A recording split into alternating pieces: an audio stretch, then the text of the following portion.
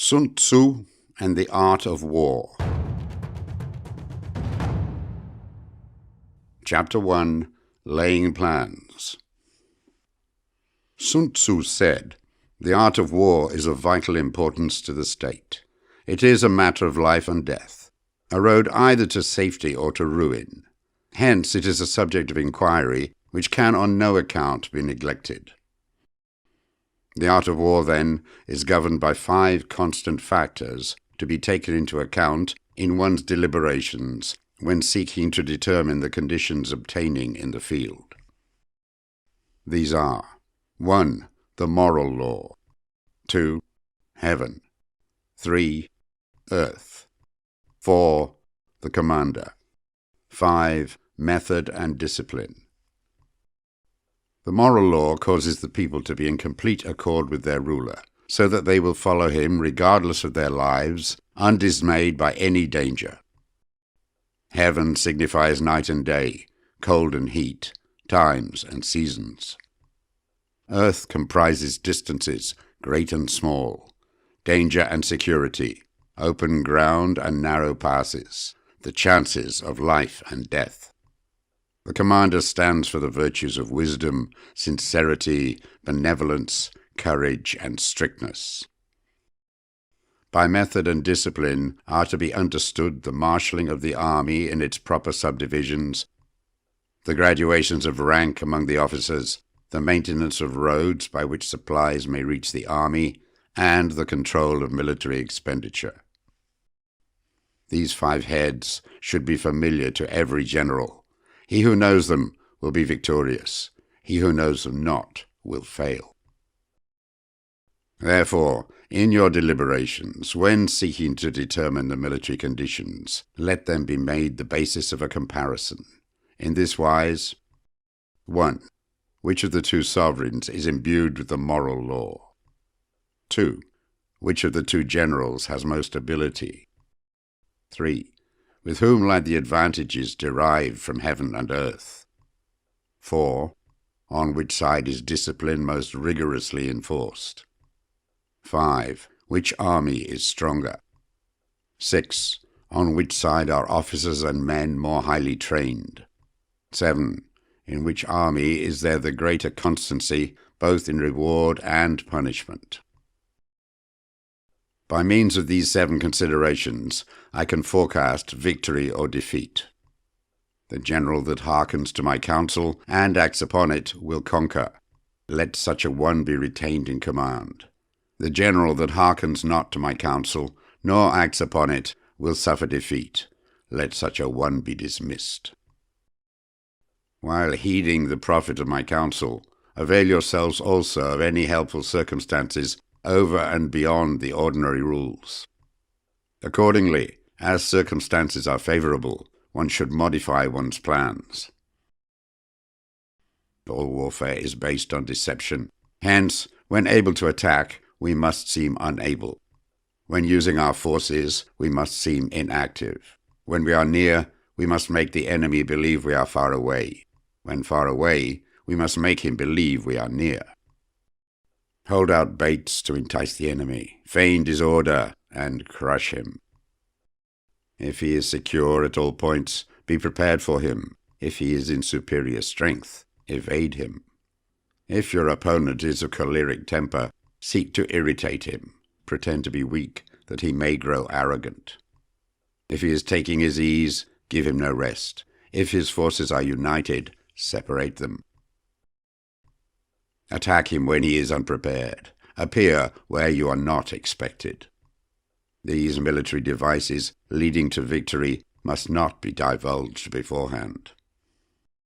Now, the general who wins a battle makes many calculations in his temple ere the battle is fought. The general who loses a battle makes but few calculations beforehand.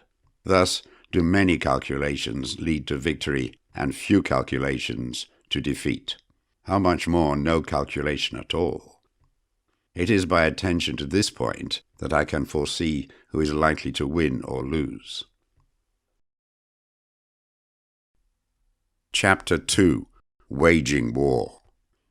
Sun Tsu said, In the operations of war, where there are in the field 1,000 swift chariots, as many heavy chariots, and 100,000 mail-clad soldiers, with provisions enough to carry them 1,000 li, the expenditure at home and at the front, including entertainment of guests, small items such as glue and paint, and some spent on chariots and armour, will reach the total of 1,000 ounces of silver per day. Such is the cost of raising an army of 100,000 men. When you engage in actual fighting, if victory is long in coming, then men's weapons will grow dull, and their ardour will be damped. If you lay siege to a town, you will exhaust your strength. Again, if the campaign is protracted, the resources of the state will not be equal to the strain. Now, when your weapons are dulled, your ardour damped, your strength exhausted, and your treasure spent, other chieftains will spring up to take advantage of your extremity. Then no man, however wise, will be able to avert the consequences that must ensue. Thus, though we have heard of stupid haste in war, cleverness has never been seen associated with long delays. There is no instance of a country having benefited from prolonged war. It is only one who is thoroughly acquainted with the evils of war that can thoroughly understand the profitable way of carrying it on. The skilful soldier does not raise a second levy, neither are his supply wagons loaded more than twice. Bring war material with you from home, but forage on the enemy. Thus the army will have food enough for its needs. Poverty of the state exchequer causes an army to be maintained by contributions from a distance. Contributing to maintain an army at a distance causes the people to be impoverished. On the other hand, the proximity of an army causes prices to go up, and high prices cause the people's substance to be drained away. When their substance is drained away, the peasantry will be afflicted by heavy exactions. With this loss of substance and exhaustion of strength, the homes of the people will be stripped bare, and 3/10 of their income will be dissipated, while government expenses for broken chariots, worn-out horses, breastplates and helmets, bows and arrows, spears and shields, protective mantles, draft oxen and heavy wagons will amount to 4/10 of its total revenue. Hence a wise general makes a point of foraging on the enemy.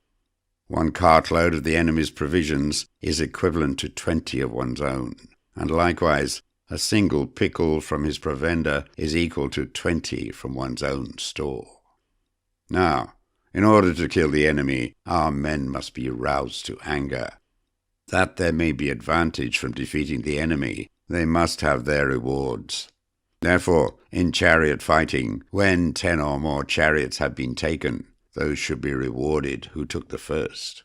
Our own flags should be substituted for those of the enemy, and the chariots mingled and used in conjunction with our own.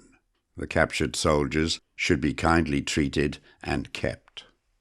This is called using the conquered foe to augment one's own strength. In war, then, let your great object be victory, not lengthy campaigns. Thus it may be known that the leader of armies is the arbiter of the people's fate, the man on whom it depends whether the nation shall be in peace or in peril. Chapter 3. Attack by Stratagem. Sun Tsu said, "In the practical art of war, the best thing of all is to take the enemy's country whole and intact. To shatter and destroy it is not so good. So, too, it is better to recapture an army entire than to destroy it, to capture a regiment, a detachment, or a company entire than to destroy them. Hence, to fight and conquer in all your battles is not supreme excellence. Supreme excellence consists in breaking the enemy's resistance without fighting." Thus, the highest form of generalship is to balk the enemy's plans. The next best is to prevent the junction of the enemy's forces. The next in order is to attack the enemy's army in the field, and the worst policy of all is to besiege walled cities. The rule is not to besiege walled cities if it can possibly be avoided. The preparation of mantlets, movable shelters, and various implements of war will take up 3 whole months, and the piling up of mounds over against the walls will take 3 months more. The general, unable to control his irritation, will launch his men to the assault like swarming ants, with the result that 1/3 of his men are slain, while the town still remains untaken.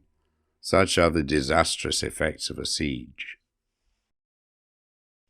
Therefore, the skilled leader subdues the enemy's troops without any fighting. He captures their cities without laying siege to them. He overthrows their kingdom without lengthy operations in the field.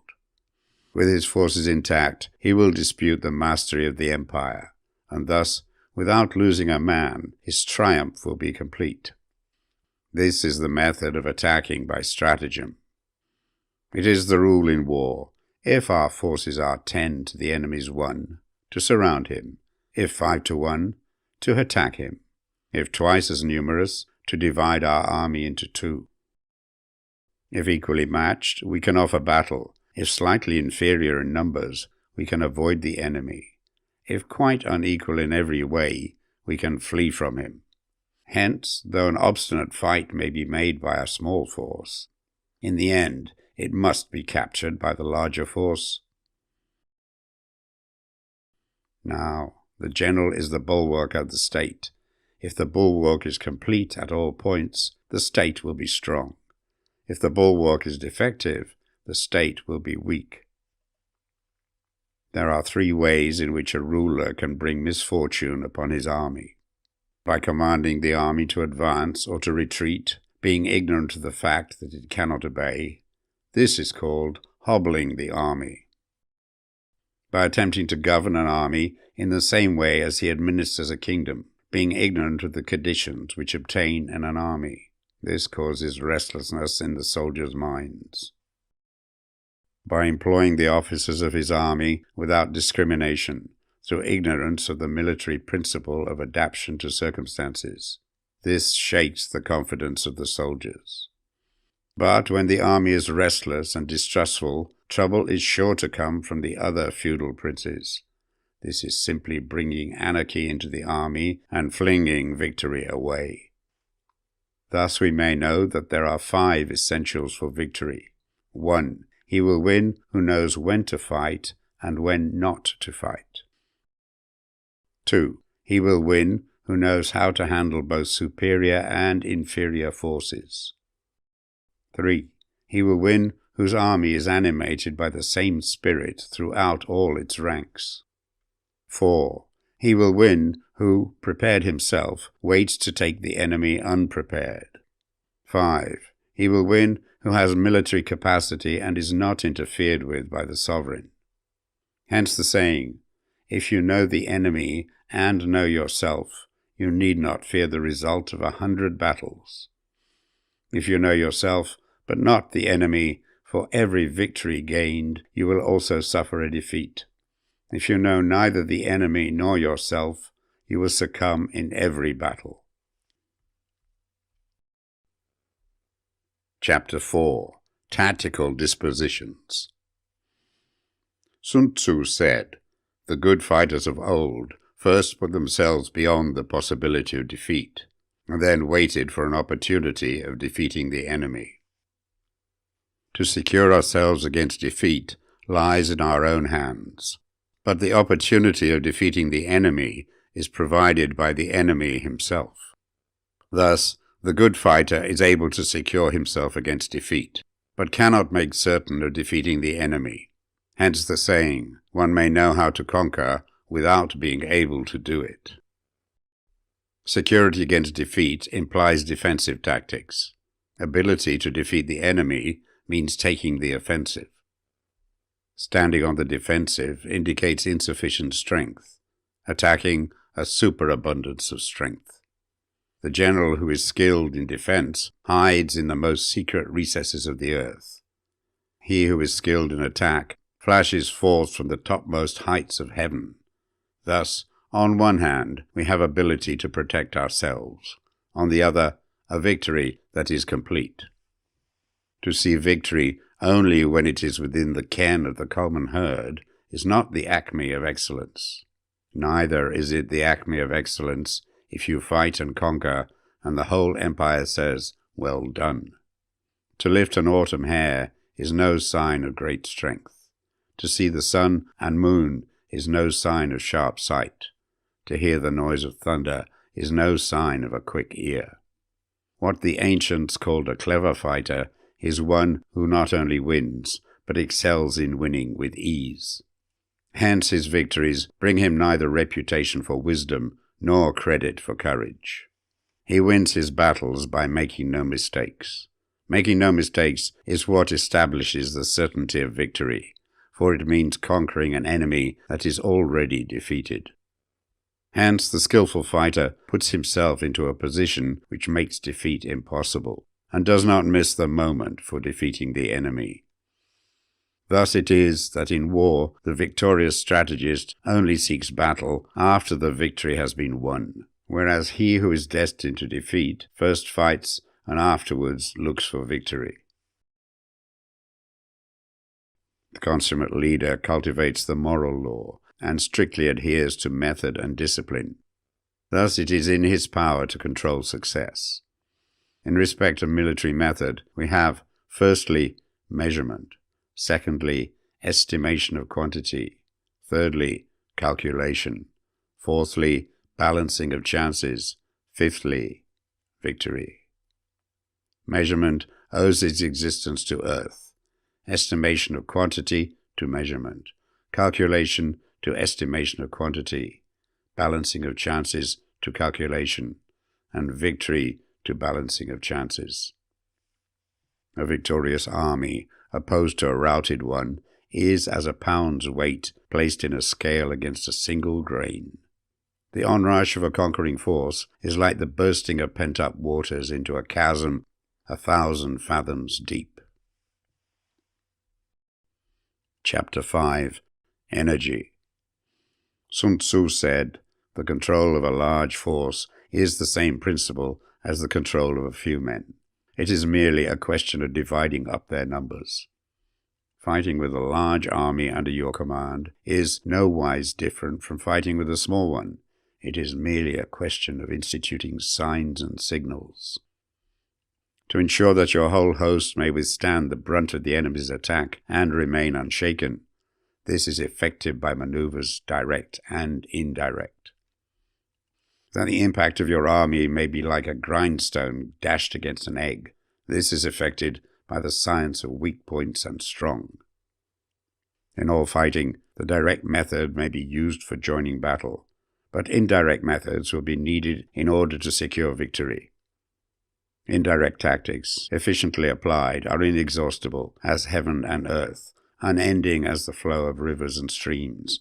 Like the sun and moon, they end, but to begin anew.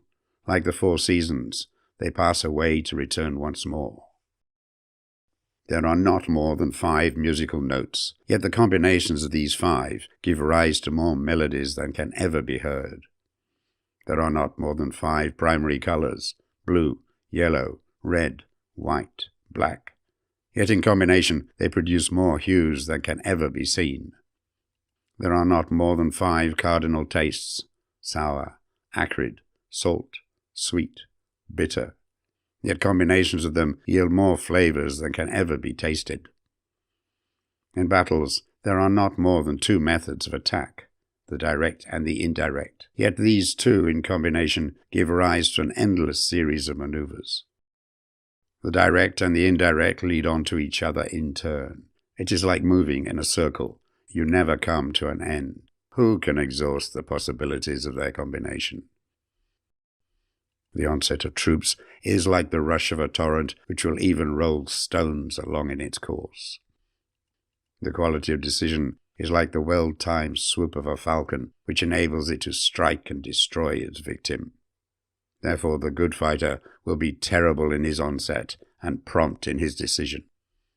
Energy may be likened to the bending of a crossbow. decision to the releasing of a trigger. Amid the turmoil and tumult of battle, there may be seeming disorder, and yet no real disorder at all.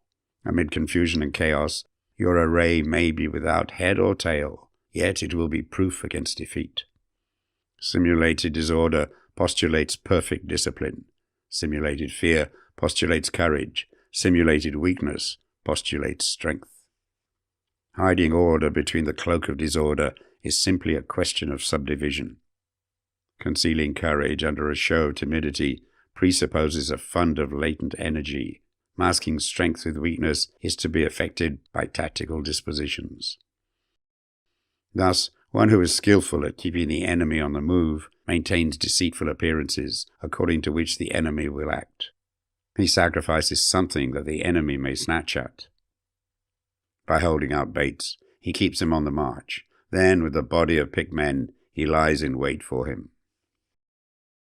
The clever combatant looks to the effect of combined energy and does not require too much from individuals. Hence his ability to pick out the right men and utilize combined energy. When he utilizes combined energy, his fighting men become, as it were, like unto rolling logs or stones. For it is in the nature of a log or a stone to remain motionless on level ground, and to move when on a slope. If four-cornered, to come to a standstill, but if round-shaped, to go rolling down. Thus the energy developed by good fighting men is as the momentum of a round stone rolled down a mountain thousands of feet in height. So much on the subject of energy. Chapter 6. Weak Points and Strong. Sun Tsu said, "Whoever is first in the field and awaits the coming of the enemy will be fresh for the fight. Whoever is second in the field and has to hasten to battle will arrive exhausted. Therefore the clever combatant imposes his will on the enemy, but does not allow the enemy's will to be imposed on him. By holding out advantages to him, he can cause the enemy to approach of his own accord. Or, by inflicting damage, he can make it impossible for the enemy to draw near. If the enemy is taking his ease, he can harass him. If well supplied with food, he can starve him out. If quietly encamped, he can force him to move. Appear at points which the enemy must hasten to defend. March swiftly to places where you are not expected. An army may march great distances without distress if it marches through country where the enemy is not. You can be sure of succeeding in your attacks if you only attack places which are undefended. You can ensure the safety of your defense if you only hold positions that cannot be attacked. Hence, that general is skillful in attack whose opponent does not know what to defend. And he is skillful in defense whose opponent does not know what to attack. O divine art of subtlety and secrecy, through you we learn to be invisible, through you inaudible, and hence we can hold the enemy's fate in our hands. You may advance and be absolutely irresistible if you make for the enemy's weak points. You may retire and be safe from pursuit if your movements are more rapid than those of the enemy. If we wish to fight, the enemy can be forced to an engagement even though he be sheltered behind a high rampart and a deep ditch. All we need to do is attack some other place that he will be obliged to relieve. If we do not wish to fight, we can prevent the enemy from engaging us even though the lines of our encampment be merely traced out on the ground. All we need to do is to throw something odd and unaccountable in his way. By discovering the enemy's dispositions and remaining invisible ourselves, we can keep our forces concentrated while the enemy's must be divided. We can form a single united body while the enemy must split up into fractions. Hence, there will be a whole pitted against separate parts of a whole, which means that we shall be many to the enemy's few. And if we are able thus to attack an inferior force with a superior one, our opponents will be in dire straits. The spot where we intend to fight must not be made known, for then the enemy will have to prepare against a possible attack at several different points, and his forces being thus distributed in many directions, the numbers we shall have to face at any given point will be proportionately few. For should the enemy strengthen his van, he will weaken his rear. Should he strengthen his rear, he will weaken his van. Should he strengthen his left, he will weaken his right. Should he strengthen his right, he will weaken his left. If he sends reinforcements everywhere, he will everywhere be weak. Numerical weakness comes from having to prepare against possible attacks. Numerical strength from compelling our adversary to make these preparations against us. Knowing the place and the time of the coming battle, we may concentrate from the greatest distances in order to fight. But if neither time nor place be known, then the left wing will be impotent to succor the right equally impotent to succor the left, the van unable to relieve the rear, or the rear to support the van. How much more so if the furthest portions of the army are anything under 100 li apart, and even the nearest are separated by several li. Though according to my estimate, the soldiers of Wei exceeded our own in number, that shall advantage them nothing in the matter of victory. I say then that victory can be achieved. Though the enemy be stronger in numbers, we may prevent him from fighting. Scheme so as to discover his plans and the likelihood of their success. Rouse him and learn the principle of his activity or inactivity. Force him to reveal himself so as to find out his vulnerable spots. Carefully compare the opposing army with your own, so that you may know where strength is superabundant and where it is deficient. In making tactical dispositions, the highest pitch you can attain is to conceal them. Conceal your dispositions, and you will be safe from the prying of the subtlest spies, from the machinations of the wisest brains. How victory may be produced for them out of the enemy's own tactics, that is what the multitude cannot comprehend. All men can see the tactics whereby I conquer, but what none can see is the strategy out of which victory is evolved. Do not repeat the tactics which have gained you one victory, but let your methods be regulated by the infinite variety of circumstances. Military tactics are like unto water, for water in its natural course runs away from high places and hastens downwards. So in war, the way is to avoid what is strong and to strike at what is weak. Water shapes its course according to the nature of the ground over which it flows. The soldier works out his victory in relation to the foe whom he is facing. Therefore, just as water retains no constant shape, so in warfare there are no constant conditions. He who can modify his tactics in relation to his opponent and thereby succeed in winning may be called a heaven-born captain. The 5 elements, water, fire, wood, metal, earth, are not always equally predominant. The 4 seasons make way for each other in turn. There are short days and long. The moon has its periods of waning and waxing. Chapter 7. Maneuvering. Sun Tsu said, "In war, the general receives his commands from the sovereign. Having collected an army and concentrated his forces, he must blend and harmonize the different elements thereof before pitching his camp. After that comes tactical maneuvering, than which there is nothing more difficult. The difficulty of tactical maneuvering consists in turning the devious into the direct, and misfortune into gain.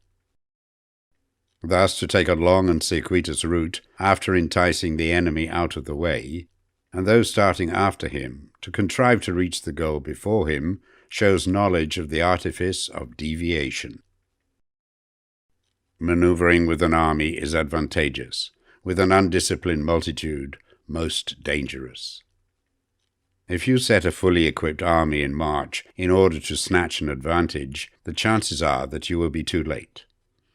On the other hand, to detach a flying column for the purpose involves the sacrifice of its baggage and stores.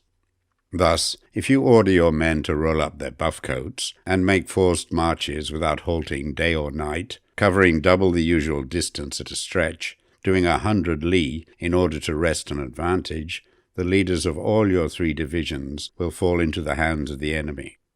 The stronger men will be in front, the jaded ones will fall behind, and on this plan only 1/10 of your army will reach its destination. If you march 50 li in order to outmaneuver the enemy, you will lose the leader of your first division, and only half your force will reach the goal. If you march 30 li with the same object, 2/3 of your army will arrive. We may take it, then, that an army without its baggage train is lost.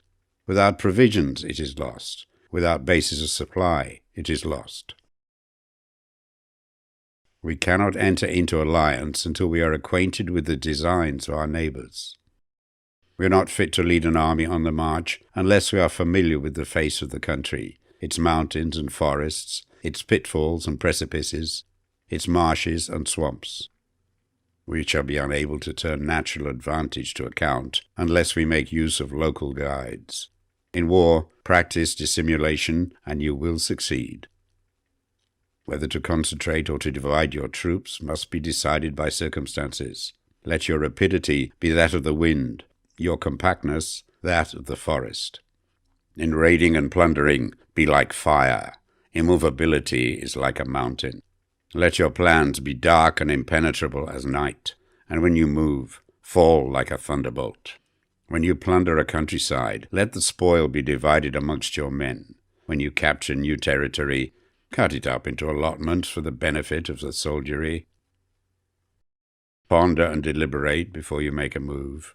He will conquer who has learned the artifice of deviation. Such is the art of maneuvering. The Book of Army Management says, on the field of battle, the spoken word does not carry far enough. Hence the institution of gongs and drums. Nor can ordinary objects be seen clearly enough. Hence the institution of banners and flags. Gongs and drums, banners and flags are means whereby the ears and eyes of the host may be focused on one particular point. The host thus forming a single united body, it is impossible either for the brave to advance alone or for the cowardly to retreat alone. This is the art of handling large masses of men. In night fighting, then, make much use of signal fires and drums, and in fighting by day of flags and banners, as a means of influencing the ears and eyes of your army. The whole army may be robbed of its spirit. A commander-in-chief may be robbed of his presence of mind. Now, a soldier's spirit is keenest in the morning. By noonday it has begun to flag, and in the evening his mind is bent only on returning to camp. A clever general, therefore, avoids an army when the spirit is keen, but attacks it when it is sluggish and inclined to return. This is the art of studying moods. Disciplined and calm, to await the appearance of disorder and hubbub amongst the enemy. This is the art of retaining self-possession. To be near the goal while the enemy is still far from it. To wait at ease while the enemy is toiling and struggling. To be well fed while the enemy is famished. This is the art of husbanding one's strength. To refrain from intercepting an enemy whose banners are in perfect order. To refrain from attacking an army drawn up in calm and confident array. This is the art of studying circumstances. It is a military axiom not to advance uphill against the enemy, nor to oppose him when he comes downhill. Do not pursue an enemy who simulates flight. Do not attack soldiers whose temper is keen. Do not swallow bait offered by the enemy. Do not interfere with an army that is returning home. When you surround an army, leave an outlet free. Do not press a desperate foe too hard. Such is the art of warfare.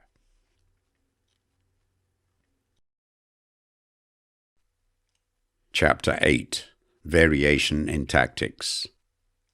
Sun Tsu said, in war, the general receives his commands from the sovereign, collects his army, and concentrates his forces. When in difficult country, do not encamp. In country where high roads intersect, join hands with your allies. Do not linger in dangerously isolated positions. In hemmed-in situations, you must resort to stratagem. In desperate position, you must fight. There are roads which must not be followed, armies which must not be attacked, towns which must be besieged, positions which must not be contested, commands of the sovereign which must not be obeyed.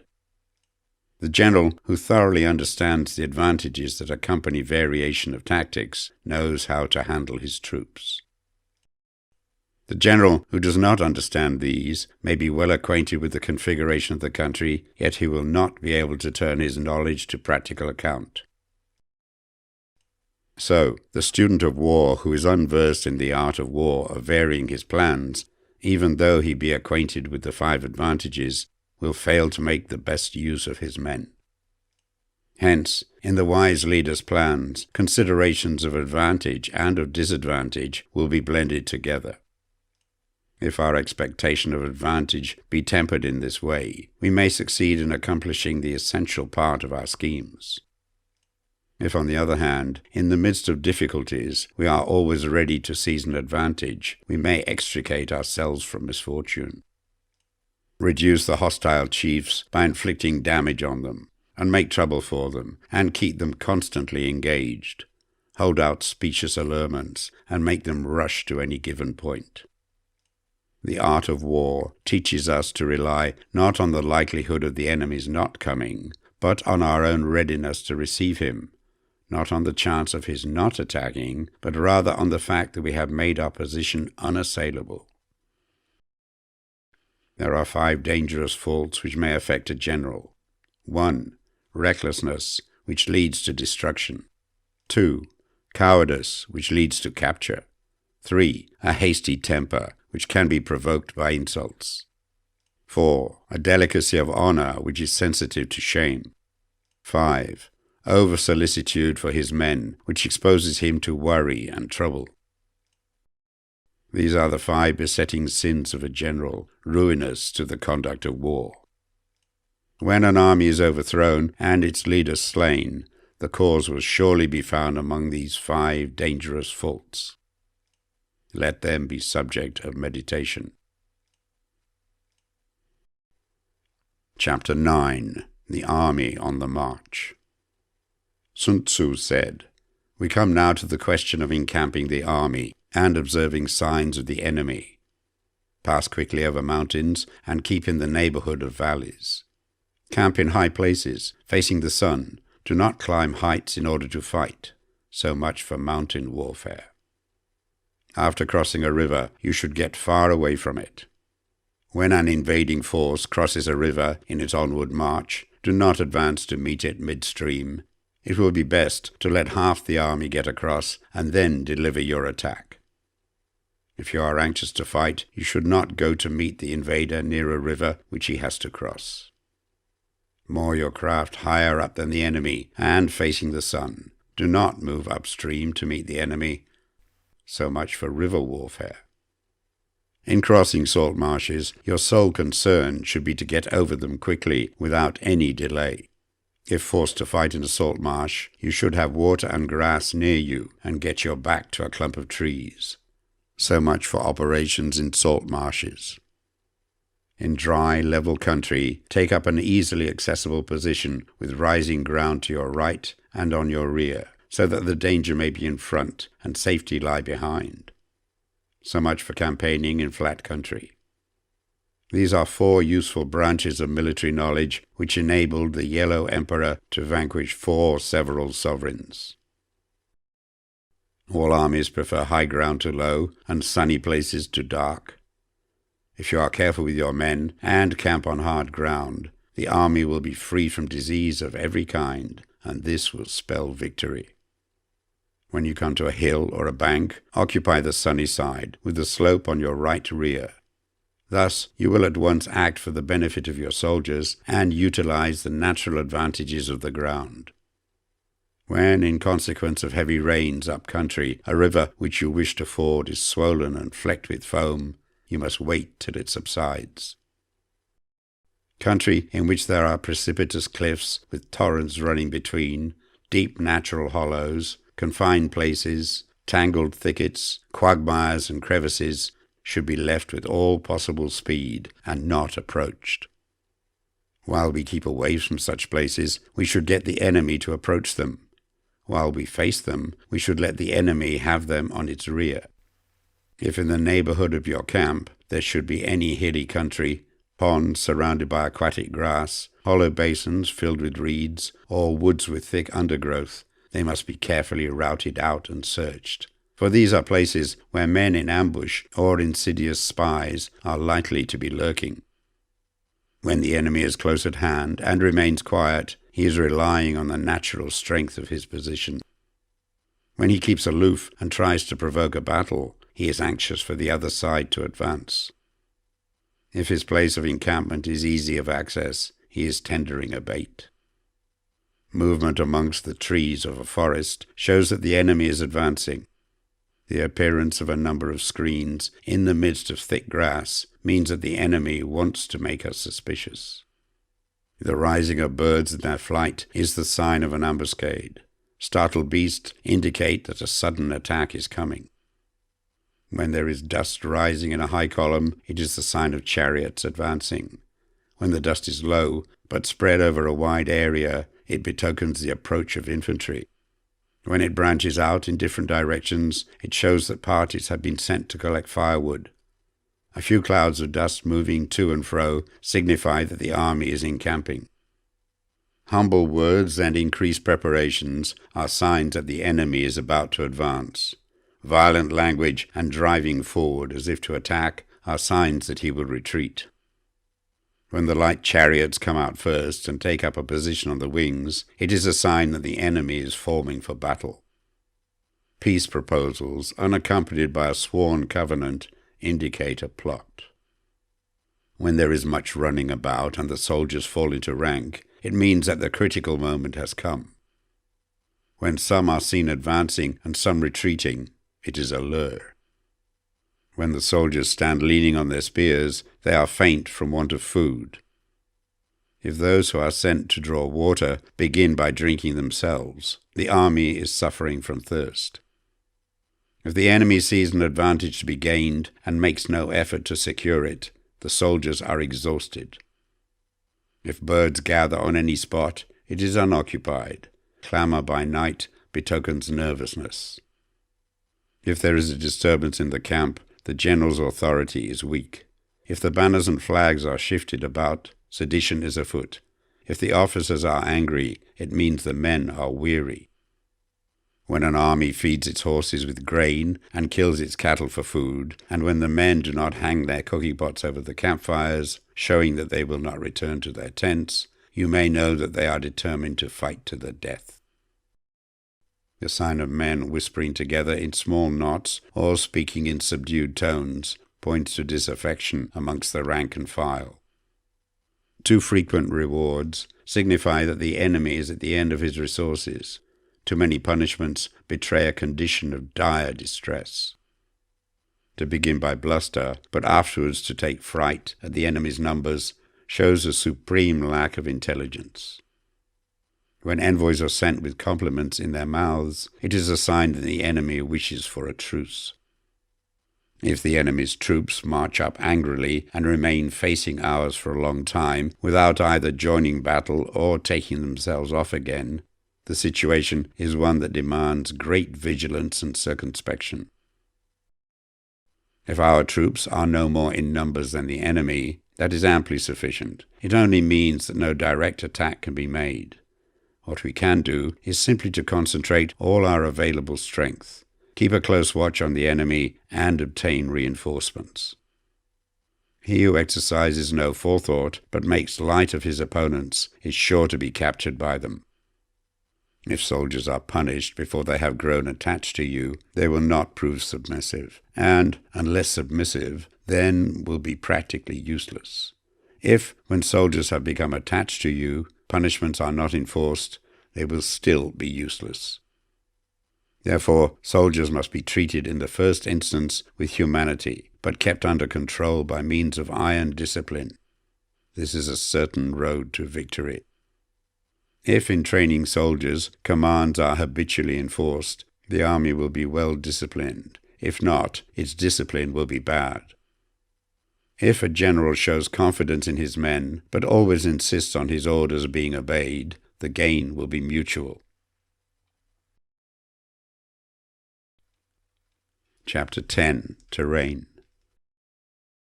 Sun Tsu said, we may distinguish 6 kinds of terrain, to wit: 1. Accessible ground. 2.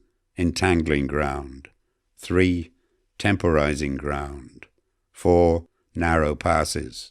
5. Precipitous heights. 6. Positions at a great distance from the enemy. Ground which can be freely traversed by both sides is called accessible. With regard to ground of this nature, be before the enemy in occupying the raised and sunny spots, and carefully guard your line of supplies. Then you will be able to fight with advantage. Ground which can be abandoned but is hard to reoccupy is called entangling. From a position of this sort, if the enemy is unprepared, you may sally forth and defeat him. But if the enemy is prepared for your coming, and you fail to defeat him, then, return being impossible, disasters will ensue. When the position is such that neither side will gain by making the first move, it is called temporizing ground.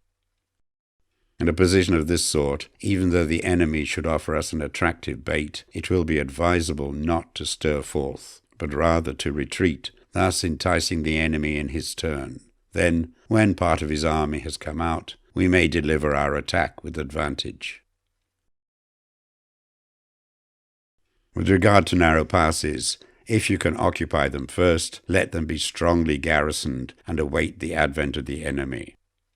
Should the army forestall you in occupying a pass, do not go after him if the pass is fully garrisoned, but only if it is weakly garrisoned. With regard to precipitous heights, if you are beforehand with your adversary, you should occupy the raised and sunny spots, and there wait for him to come up. If the enemy has occupied them before you, do not follow him, but retreat and try to entice him away. If you are situated at a great distance from the enemy, and the strength of the 2 armies is equal, it is not easy to provoke a battle, and fighting will be to your disadvantage. These 6 are the principles connected with earth. The general who has attained a responsible post must be careful to study them. Now an army is exposed to 6 several calamities not arising from natural causes, but from faults for which the general is responsible. These are: 1. Flight. 2. Insubordination. 3. Collapse. 4. Ruin. 5. Disorganization. 6. Rout. Other conditions being equal, if one force is hurled against another 10 times its size, the result will be the flight of the former. When the common soldiers are too strong and their officers too weak, the result is insubordination. When the officers are too strong and the common soldiers too weak, the result is collapse. When the higher officers are angry and insubordinate, and on meeting the enemy give battle on their own account from a feeling of resentment, before the commander-in-chief can tell whether or no he is in a position to fight, the result is ruin. When the general is weak and without authority, when his orders are not clear and distinct, when there are no fixed duties assigned to officers and men, and the ranks are formed in a slovenly, haphazard manner, the result is utter disorganization. When a general, unable to estimate the enemy's strength, allows an inferior force to engage a larger one, or hurls a weak detachment against a powerful one, and neglects to place picked soldiers in the front rank, the result must be rout. There are 6 ways of courting defeat, which must be carefully noted by the general who has attained a responsible post. The natural formation of the country is the soldier's best ally, but a power of estimating the adversary, of controlling the forces of victory, and of shrewdly calculating difficulties, dangers, and distances constitutes the test of a great general. He who knows these things, and in fighting puts his knowledge into practice, will win his battles. He who knows them not, nor practices them, will surely be defeated. If fighting is sure to result in victory, then you must fight, even though the ruler forbid it. If fighting will not result in victory, then you must not fight, even at the ruler's bidding. The general who advances without coveting fame and retreats without fearing disgrace whose only thought is to protect his country and do good service for his sovereign, is the jewel of the kingdom. Regard your soldiers as your children, and they will follow you into the deepest valleys. Look upon them as your own beloved sons, and they will stand by you even unto death. If, however, you are indulgent, but unable to make your authority felt, kind-hearted, but unable to enforce your commands, and incapable, moreover, of quelling disorder, then your soldiers must be likened to spoilt children. They are useless for any practical purpose. If we know that our own men are in a condition to attack, but are unaware that the enemy is not open to attack, we have gone only halfway towards victory. If we know that the enemy is open to attack, but are unaware that our own men are not in a condition to attack, we have only gone halfway towards victory. If we know that the enemy is open to attack, and also know that our men are in a condition to attack, but are unaware that the nature of the ground makes fighting impracticable, we have still gone only halfway towards victory. Hence the experienced soldier, once in motion, is never bewildered. Once he has broken camp, he is never at a loss. Hence the saying, if you know the enemy and know yourself, your victory will not stand in doubt.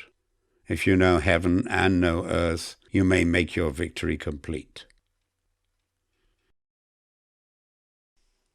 Chapter 11. The 9 Situations. Sun Tsu said, the art of war recognizes 9 varieties of ground. 1. Dispersive ground. 2. Facile ground. 3. Contentious ground. 4. Open ground. 5. Ground of intersecting highways. 6. Serious ground. 7. Difficult ground. 8. Hemmed-in ground. 9. Desperate ground. When a chieftain is fighting in his own territory, it is dispersive ground. When he has penetrated into hostile territory, but to no great distance, it is facile ground. Ground the possession of which imports great advantage to either side is contentious ground. Ground on which each side has liberty of movement is open ground. Ground which forms the key to 3 contiguous states, so that he who occupies it first has most of the empire at his command, is a ground of intersecting highways. When an army has penetrated into the heart of a hostile country, leaving a number of fortified cities in its rear, it is serious ground. Mountain forests, rugged steeps, marshes and fens, all country that is hard to traverse, this is difficult ground. Ground which is reached through narrow gorges, and from which we can only retire by tortuous paths, so that a small number of the enemy would suffice to crush a large body of our men. This is hemmed-in ground. Ground on which we can only be saved from destruction by fighting without delay is desperate ground. On dispersive ground, therefore, fight not. On facile ground, halt not. On contentious ground, attack not. On open ground, do not try to block the enemy's way. On the ground of intersecting highways, join hands with your allies. On serious ground, gather in plunder. In difficult ground, keep steadily on the march. On hemmed-in ground, resort to stratagem. On desperate ground, fight. Those who were called skillful leaders of old knew how to drive a wedge between the enemy's front and rear, to prevent cooperation between his large and small divisions, to hinder the good troops from rescuing the bad, the officers from rallying their men. When the enemy's men were united, they managed to keep them in disorder. When it was to their advantage, they made a forward move. When otherwise, they stopped still. If asked how to cope with a great host of the enemy in orderly array and on the point of marching to the attack, I should say, begin by seizing something which your opponent holds dear. Then he will be amenable to your will. Rapidity is the essence of war. Take advantage of the enemy's unreadiness, make your way by unexpected routes, and attack unguarded spots. The following are the principles to be observed by an invading force. The further you penetrate into a country, the greater will be the solidarity of your troops, and thus the defenders will not prevail against you. Make forays in fertile country in order to supply your army with food. Carefully study the well-being of your men and do not overtax them. Concentrate your energy and hoard your strength. Keep your army continually on the move and devise unfathomable plans. Throw your soldiers into positions whence there is no escape, and they will prefer death to flight. If they will face death, there is nothing they may not achieve. Officers and men alike will put forward their uttermost strength. Soldiers, when in desperate straits, lose the sense of fear. If there is no place of refuge, they will stand firm. If they are in hostile country, they will show a stubborn front. If there is no help for it, they will fight hard. Thus, without waiting to be marshalled, the soldiers will be constantly on the qui-vive, without waiting to be asked. They will do your will without restrictions. They will be faithful without giving orders. They can be trusted. Prohibit the taking of omens, and do away with superstitious doubts. Then, until death itself comes, no calamity need be feared. If our soldiers are not overburdened with money, it is not because they have a distaste for riches. If their lives are not unduly long, it is not because they are disinclined to longevity. On the day they are ordered out to battle, your soldiers may weep, those sitting up bedewing their garments, and those lying down letting the tears run down their cheeks. But let them once be brought to bay, and they will display the courage of a Chu or a Kui. The skillful tactician may be likened to the shuaijian. Now the shuaijian is a snake that is found in the Jiong Mountains. Strike at its head, and you will be attacked by its tail. Strike at its tail, and you will be attacked by its head. Strike at its middle, and you will be attacked by the head and tail, both. Asked if an army can be made to imitate the shuaijian, I should answer yes. For the men of Wu and the men of Yue are enemies, yet if they are crossing a river in the same boat and are caught by a storm, they will come to each other's assistance, just as the left hand helps the right. Hence it is not enough to put one's trust in the tethering of horses and the burying of chariot wheels in the ground. The principle on which to manage an army is to set up one standard of courage which all must reach. How to make the best of both strong and weak, that is a question involving the proper use of ground. Thus, the skillful general conducts his army just as though he were leading a single man, willy-nilly, by the hand.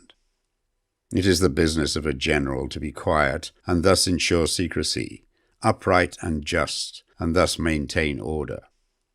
He must be able to mystify his officers and men by false reports and appearances, and thus keep them in total ignorance. By altering his arrangements and changing his plans, he keeps the enemy without definite knowledge. By shifting his camp and taking circuitous routes, he prevents the enemy from anticipating his purpose. At the critical moment, the leader of an army acts like one who has climbed up a height and then kicks away the ladder behind him. He carries his men deep into hostile territory before he shows his hand. He burns his boats and breaks his cooking pots. Like a shepherd driving a flock of sheep, he drives his men this way and that, and nothing knows whither he is going. To muster his host and bring it into danger, this may be termed the business of the general.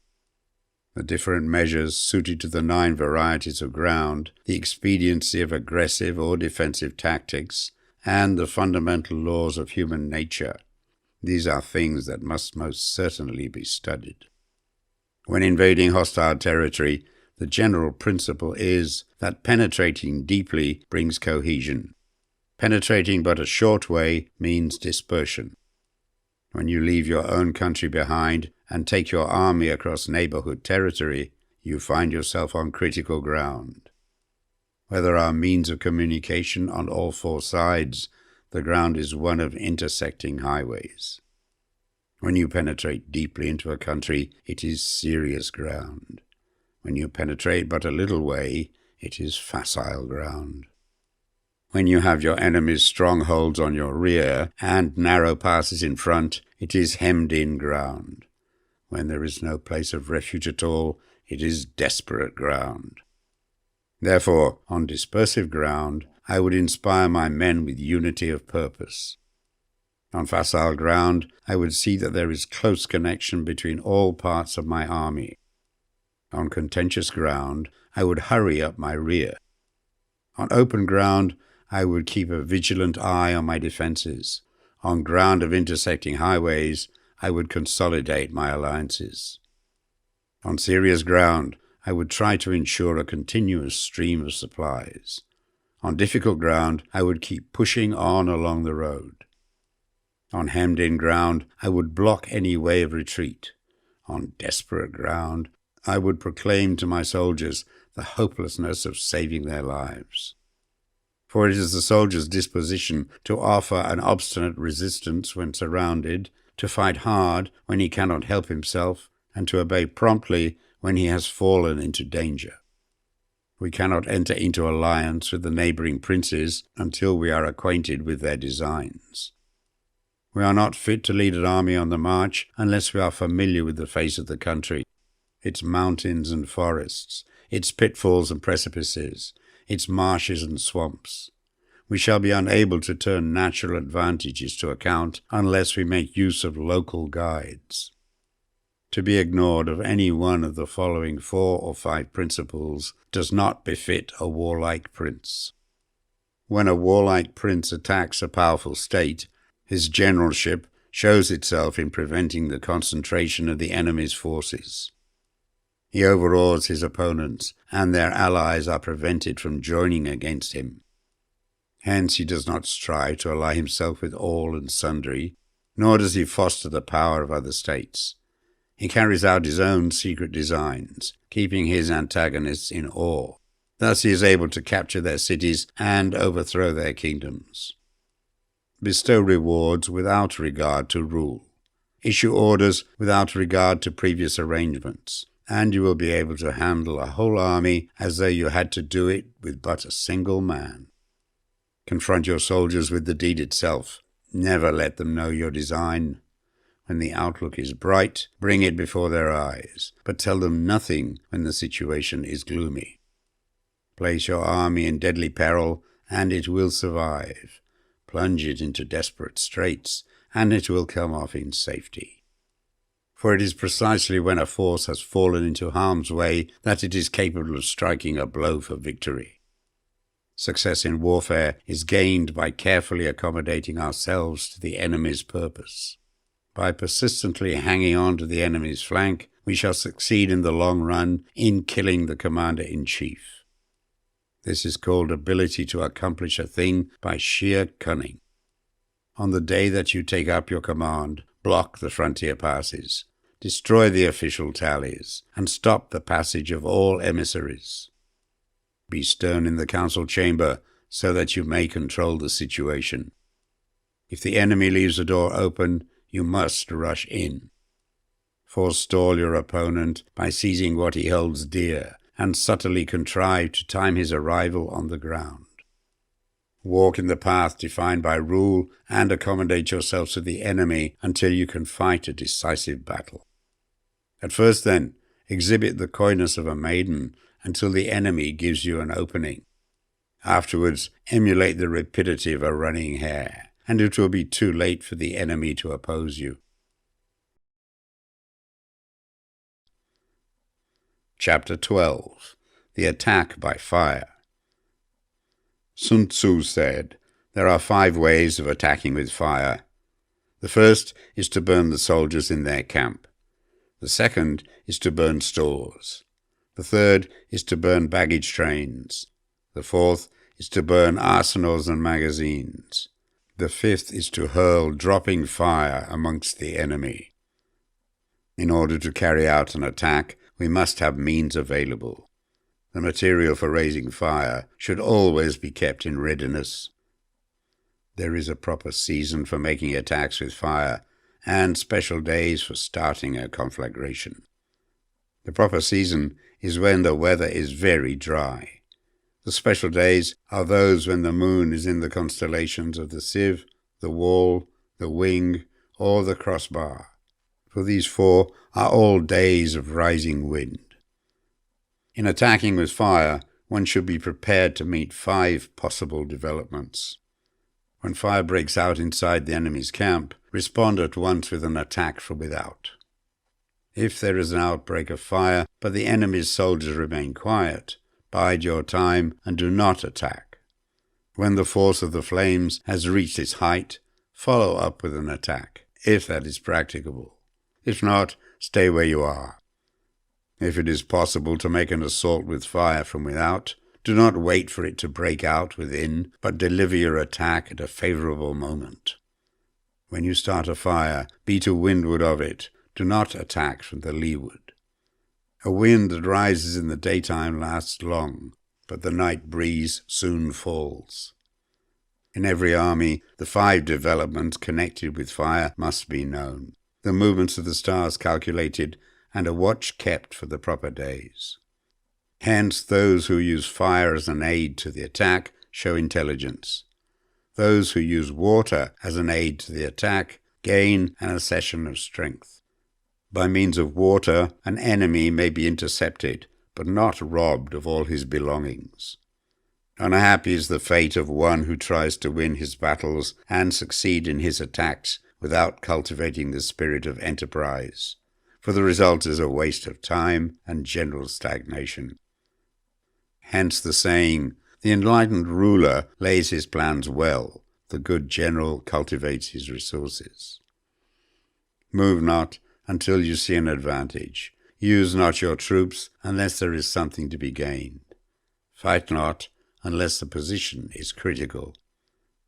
No ruler should put troops into the field merely to gratify his own spleen. No general should fight a battle simply out of pique. If it is to your advantage, make a forward move. If not, stay where you are. Anger may in time change to gladness. Vexation may be succeeded by content. But a kingdom that has once been destroyed can never come back again into being, nor can the dead ever be brought back to life. Hence the enlightened ruler is heedful, and the good general full of caution. This is the way to keep a country at peace and an army intact. Chapter 13. The Use of Spies. Sun Tsu said, "Raising a host of 100,000 men and marching them great distances entails heavy loss on the people and a drain on the resources of the state. The daily expenditure will amount to 1,000 ounces of silver.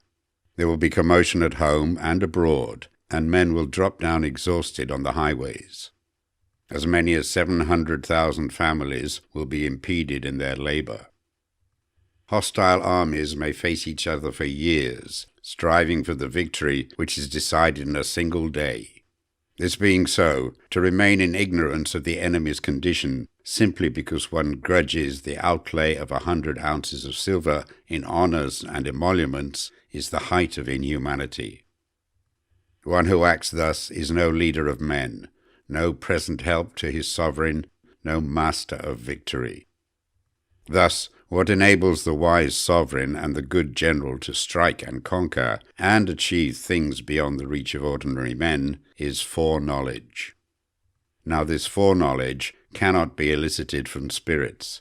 It cannot be obtained inductively from experience, nor by any deductive calculation. Knowledge of the enemy's dispositions can only be obtained from other men.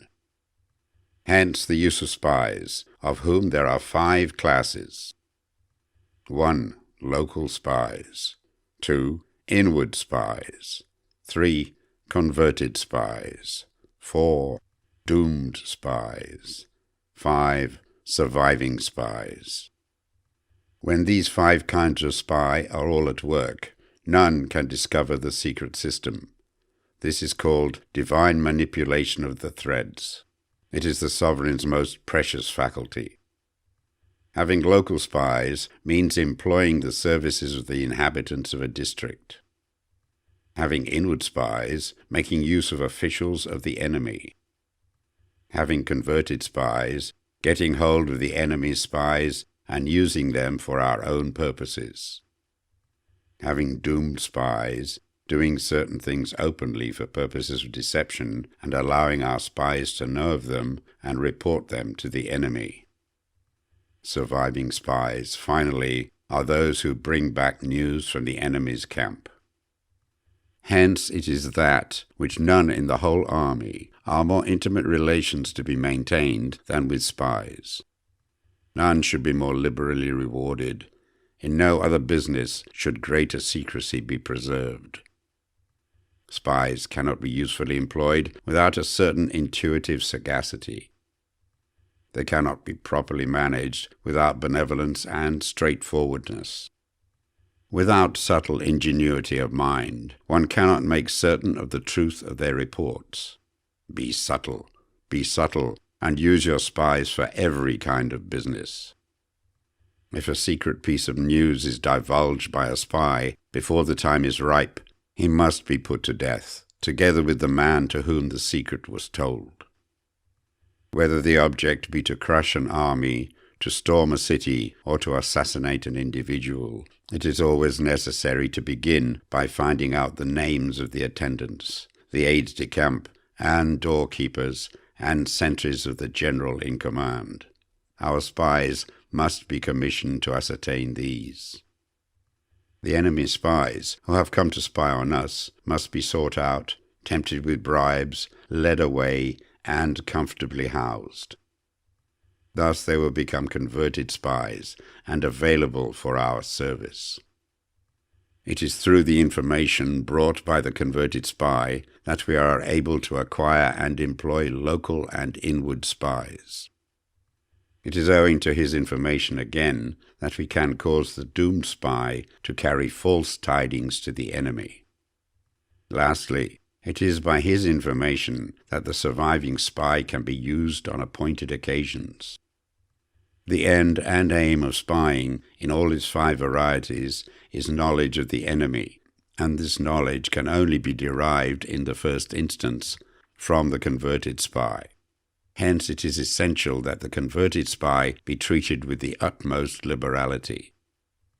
Of old, the rise of the Yin dynasty was due to Ai Qi, who had served under the Hsia.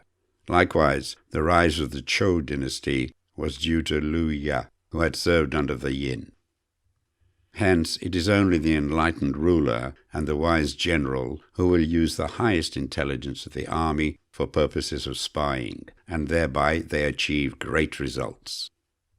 Spies are a most important element in warfare, because on them depends an army's ability to move.